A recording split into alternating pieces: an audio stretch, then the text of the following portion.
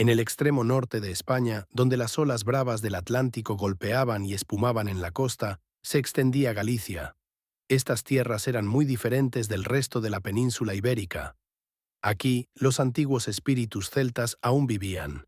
Mezclados en su lengua, sus melodías, sus leyendas, había una atmósfera misteriosa que se filtraba desde siglos atrás. Las verdes colinas de Galicia, los bosques de robles y los puentes de piedra, cada uno contaba una historia. Pero las historias más abundantes se contaban en la oscuridad de la noche.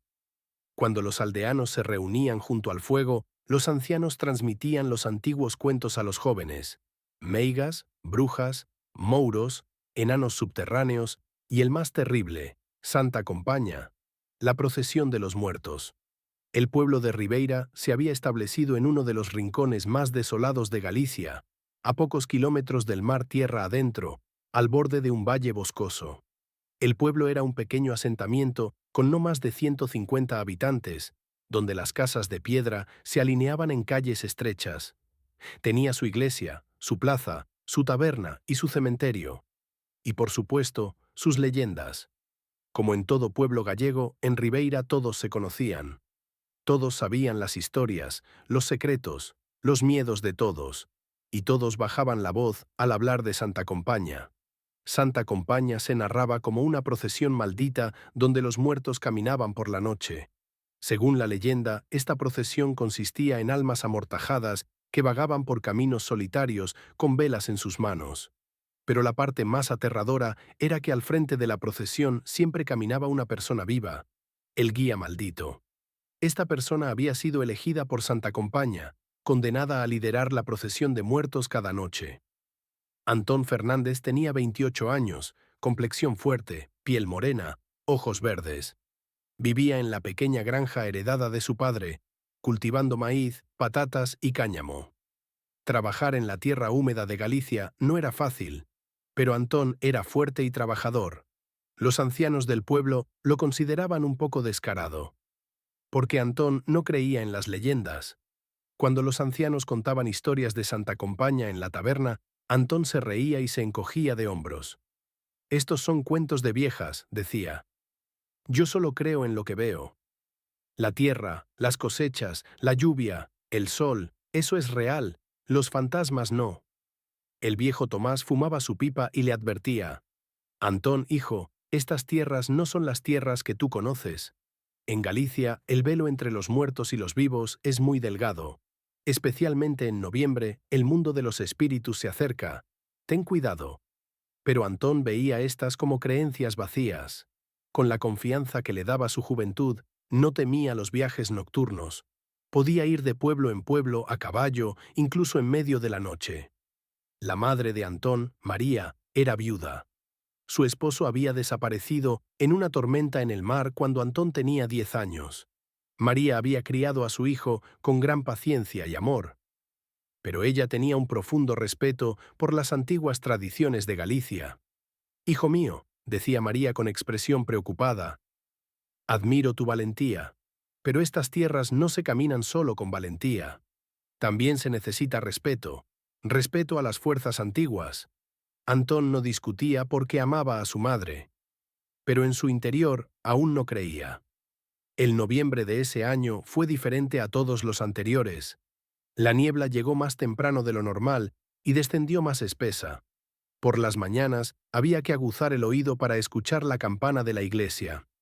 Al mediodía, el sol aparecía como un disco pálido detrás de un velo brumoso. Por las tardes, antes de que cayera la oscuridad, la niebla se espesaba tanto que apenas se veía el farol que llevabas en la mano. Cosas extrañas empezaron a suceder en el pueblo. Primero notaron a Gaspar el herrero. Gaspar tenía unos 60 años, brazos fuertes, era un artesano experimentado. Pero en las últimas semanas, el rostro de Gaspar se volvía cada vez más pálido. Sus ojos estaban rodeados de círculos morados. Se veía constantemente cansado. «¿Estás bien, Gaspar?», había preguntado Antón un día en la herrería. Gaspar lo había mirado con una mirada extraña. Había un miedo profundo en sus ojos. «Antón, no salgas de viaje por la noche. Por favor, quédate en casa en las noches de noviembre». «¿Por qué?», había preguntado Antón bromeando. ¿Veré a Santa Compaña? El rostro de Gaspar se había puesto aún más pálido. Sin responder, había vuelto a su trabajo. Una semana después, Gaspar murió. Por la mañana fue encontrado inmóvil en su herrería junto al horno frío. El doctor dijo que fue un infarto, pero los aldeanos susurraban: Santa Compaña se lo llevó. 3 días después de la muerte de Gaspar, una tarde llamaron a la puerta de Antón. Afuera estaba un niño joven del otro extremo del pueblo, sin aliento. Antón, dijo el niño, el padre Ramón está enfermo, muy enfermo. Te quiere ver. Es urgente. El padre Ramón era el anciano sacerdote del pueblo. Tenía 85 años y sus últimos días se acercaban. Vivía solo en una pequeña casa junto a una capilla antigua fuera del pueblo. Antón dudó. Miró afuera. Estaba completamente oscuro. La niebla era tan densa que se veía incluso desde la ventana. Ya había pasado la medianoche. María tocó el hombro de su hijo. Si el padre Ramón te llama, hay una razón. Ve. Pero ten cuidado. Y lleva esto. María le dio a su hijo una pequeña bolsa de tela. Dentro había sal, un clavo de hierro y una pequeña cruz. Madre, no creo en estas cosas, dijo Antón. Quizás tú no creas, dijo María en voz baja. Pero ellas creen en ti. Antón tomó su bolsa y preparó su caballo. Cuando Antón salió del pueblo, la oscuridad era tan densa que la luz del farol apenas iluminaba unos metros adelante. Su caballo sacudía la cabeza nerviosamente. Los animales podían sentir cosas que los humanos no veían. El camino a la casa del padre Ramón pasaba por el bosque. Los antiguos robles se elevaban como sombras gigantes a ambos lados del camino. Todas sus hojas habían caído y sus ramas desnudas crujían con el viento. Mientras Antón conducía su caballo, notó el silencio a su alrededor. Era aún más silencioso de lo normal. Ni canto de pájaros, ni sonido de insectos, ni susurro de hojas. Solo los pasos de su caballo y su propia respiración. Entonces algo cambió. El aire se enfrió repentinamente. No era un frío normal. Era un frío que penetraba los huesos, que helaba por dentro, que venía de la tumba. El aliento de Antón formó densas nubes de vapor frente a él. Su caballo se detuvo. No avanzó con ninguna fuerza. El animal temblaba. Antón miró adelante. Desde detrás de la curva del camino venía una luz extraña. Una luz apagada, amarillenta, temblorosa. Y entonces sintió el olor. Cera quemada. Un olor dulce, pesado, aterrador. Su corazón comenzó a latir salvajemente en su pecho. Pero no podía moverse. Cuando la luz giró la curva, la escena que vio Antón destruyó toda su incredulidad en un instante. En medio del camino había una procesión avanzando en silencio, con pasos lentos y rítmicos. 10, 20, quizás más figuras. Todas vestidas con sudarios blancos. Sus rostros no eran visibles. Las manos eran pálidas e inmóviles como las de hombres muertos. Y cada una tenía en su mano una vela temblorosa. Las velas no emitían una luz natural. La luz era como si estuviera viva.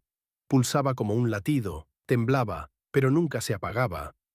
El olor a cera ahora era insoportablemente intenso. La procesión estaba completamente silenciosa. Ni pasos ni susurros. Solo a intervalos regulares se escuchaba un pequeño y agudo sonido de campana. Ting, ting, ting. Era la campana de los muertos. La señal de Santa Compaña. Antón estaba congelado. Su caballo quería retroceder en pánico, pero Antón sostenía las riendas tan fuertemente que no podía moverse. Y entonces vio la parte más terrible. Al frente de la procesión caminaba un hombre vivo. Este hombre no estaba amortajado como los demás. Llevaba ropa normal, pero su rostro era pálido como la muerte. Sus ojos miraban al vacío como si no tuviera alma. Su boca estaba ligeramente abierta, y en su mano derecha llevaba un farol que brillaba de manera aterradora. El farol parecía estar hecho de huesos y cera derretida. La luz dentro era un resplandor verdoso y enfermizo. Este era el guía de la procesión, el líder maldito. A medida que la procesión se acercaba, el corazón de Antón casi se detuvo. Pero entonces notó algo aún más terrible. Reconoció el rostro del guía. Gaspar, Gaspar el herrero. Gaspar que había muerto hace 3 días. No, no espera. Gaspar había muerto hace 3 días. Pero este Gaspar no estaba muerto. Estaba vivo. Pero tampoco estaba vivo. Estaba en el medio. Estaba maldito. Antón entendió de repente. Gaspar, su cansancio en las últimas semanas, su palidez, su miedo, todo venía de esto. Gaspar se había convertido en el guía de Santa Compaña. Cada noche había tenido que liderar esta procesión. Y esto lo había matado lentamente.